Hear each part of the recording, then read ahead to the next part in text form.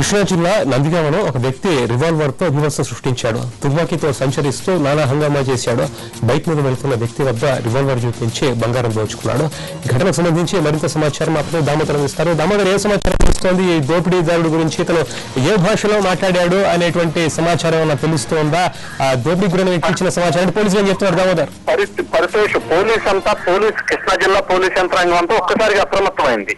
ఎందుకంటే ఈ సంఘటన నల్గొండ సంఘటనలకి కొన్ని మూలాలు విజయవాడకి కనెక్టివిటీ ఉండటంతో ఈ రోజు జరిగిన సంఘటన చూసిన తర్వాత మొత్తం కూడా పోలీస్ యంత్రాంగం అప్రమత్తమైంది. కృష్ణా జిల్లా నందిగామ జగ్గేపేట ఈ పరిసర ప్రాంతాలంతా కూడా మొత్తం కూడా హై అలర్ట్ లో మొత్తం కూడా పోలీసులు అన్ని కూడా మొత్తం సెక్టర్లో చెప్తూ ఉన్నారు. మొత్తం కూడా అలర్ట్ చేసి ఎక్కడికక్కడ తనిఖీలు చేపట్టమని జిల్లా ఎస్పీ కూడా ఇప్పుడే చెప్పడం జరుగుతుంది.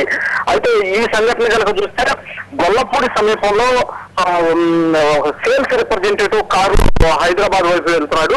అయితే గొల్లపూడి సమీపంలో ఇద్దరు వ్యక్తులు, గొల్లపూడి ఇబ్రహీంపట్నం సమీపంలో ఇద్దరు వ్యక్తులు ఆ కారు ఆపి కోదాడ వరకు కూడా లిఫ్ట్ ఇమ్మని అడగడంతో వాళ్ళు ఎక్కించుకోవడం జరిగింది. ఆ ఇద్దరిని కూడా ఎక్కించుకోవడం జరిగింది.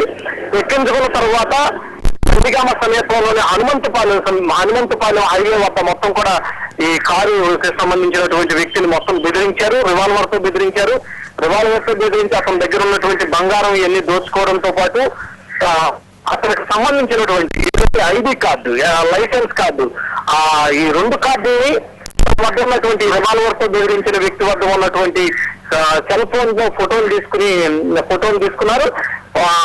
అదే వ్యక్తులు ఎక్కడైనా సరే ఈ విషయం చెప్తే సరిచేస్తామని చెప్పేసి కూడా ఇతనికి చెప్పడంతో ఇతను కొంత ఆందోళనకు గురై మొత్తం నందిగామ డిఎస్పీ కార్యాలయంలో కొద్దిసేపటి కింద ఫిర్యాదు చేయడం జరిగింది పరశేష్.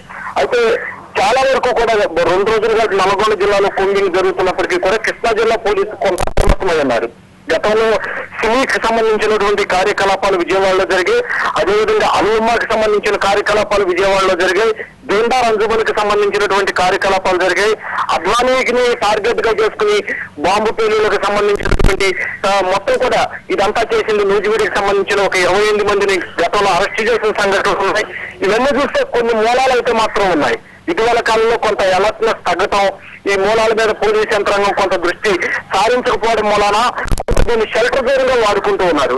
ఎందుకంటే రైల్వే కనెక్టివిటీ బాగా ఉండటం వల్ల, హైవే కనెక్టివిటీ ఉండటం వల్ల మొత్తం కూడా నల్గొండలో కావచ్చు, ఇంకో చోట కావచ్చు, ఎక్కడైనా సరే నేరాలు చేసినప్పటికీ కూడా ఇటువంటి వ్యక్తులు టెర్రరిస్ట్ కార్యకలాపాలకు సంబంధించిన వ్యక్తులు ఇక్కడే కార్యక్రమాలు చేయనప్పటికీ కూడా కేవలం షెల్టర్ జోన్ గా వాడుకున్నారు.